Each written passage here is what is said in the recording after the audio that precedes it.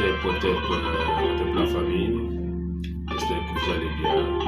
C'est votre frère, votre serviteur, votre ami, Diouf Kéman.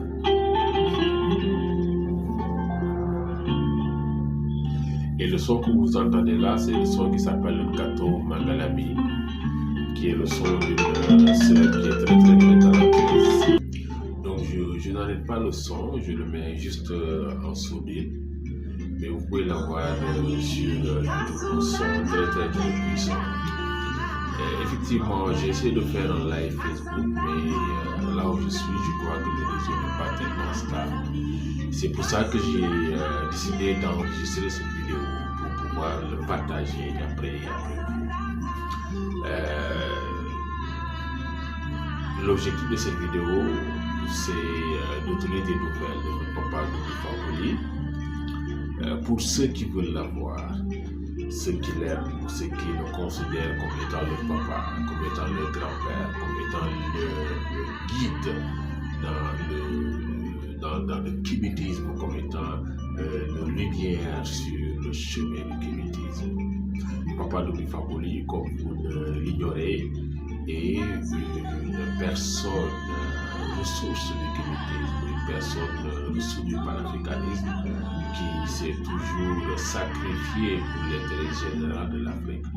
Effectivement, Papa Doumi Fakoly est une personne qui n'a pas eu une formation littéraire, mais une formation de banquier, parce que c'est un banquier de formation financière.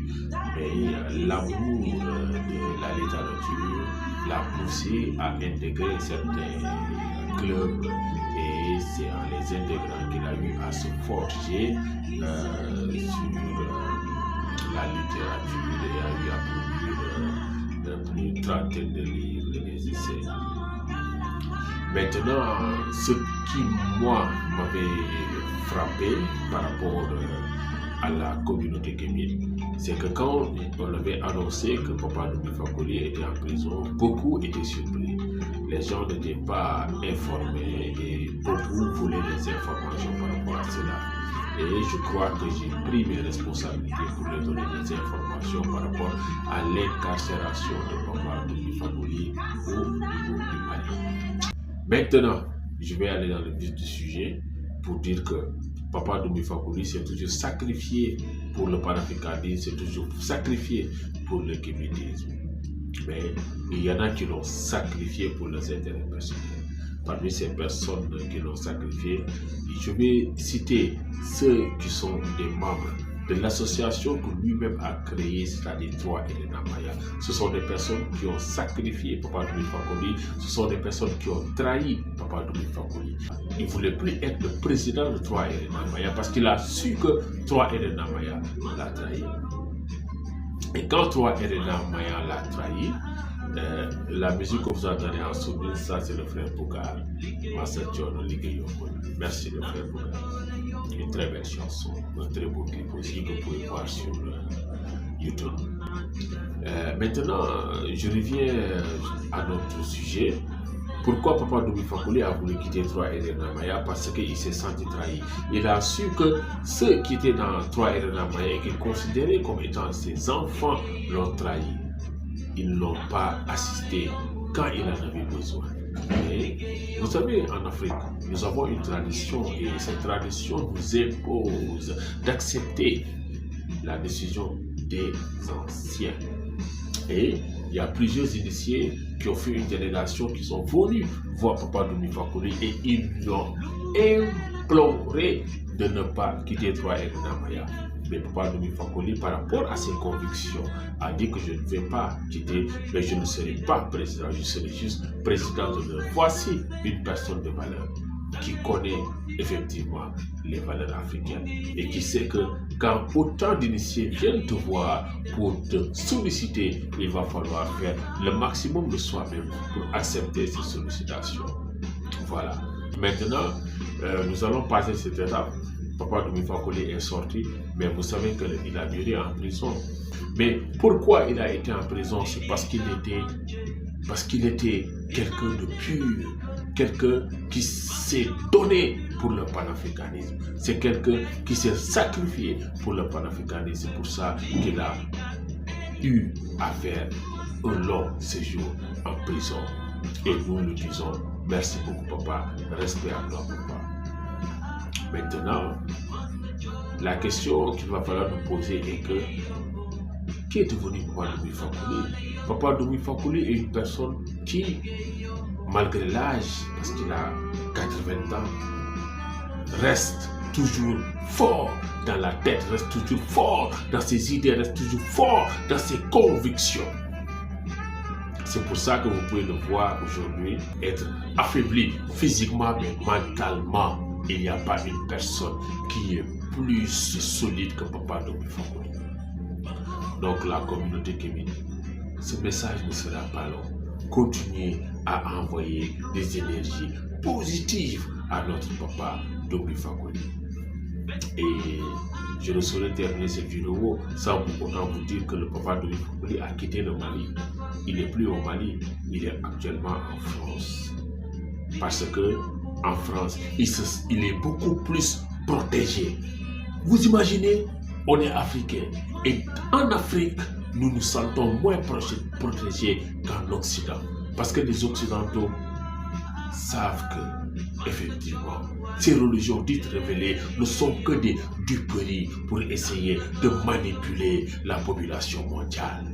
C'est pour ça qu'ils ne s'accordent pas beaucoup d'importance à ces religions dites révélées. Continuez à lui envoyer des énergies positives.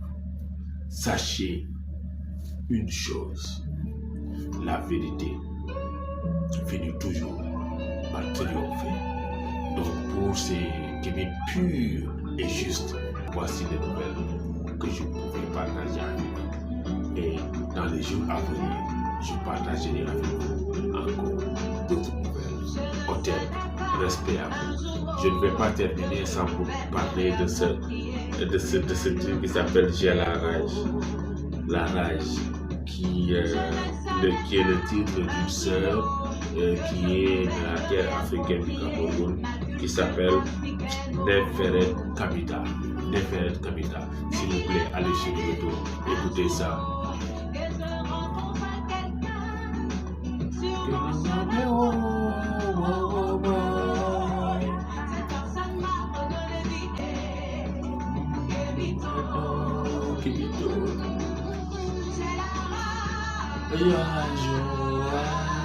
J'ai la rage, j'ai la rage, wow, wow, wow. J'ai la rage, j'ai la rage, j'ai la rage, wow, wow, wow. Les salles au Cameroun.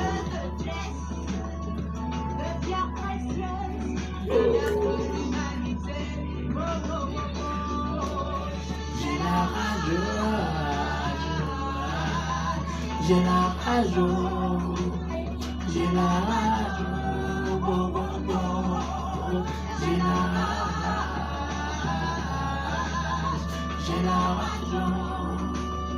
j'ai la rage, je suis resté longtemps dans l'obscurité. J'augmente le son. Dites-moi, quel est ce blanc de sang, quel est le plafond de bien, mention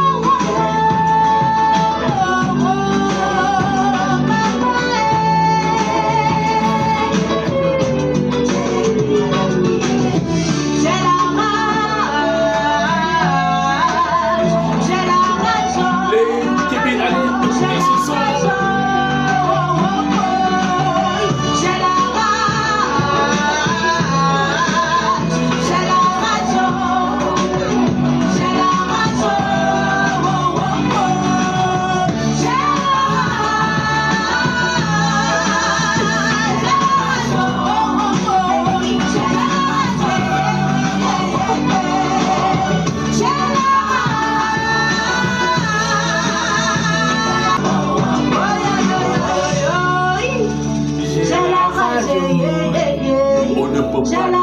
avoir la rage en sachant que ces religions de révéler les cultes du pays des Occidentaux et des Orientaux pour nous.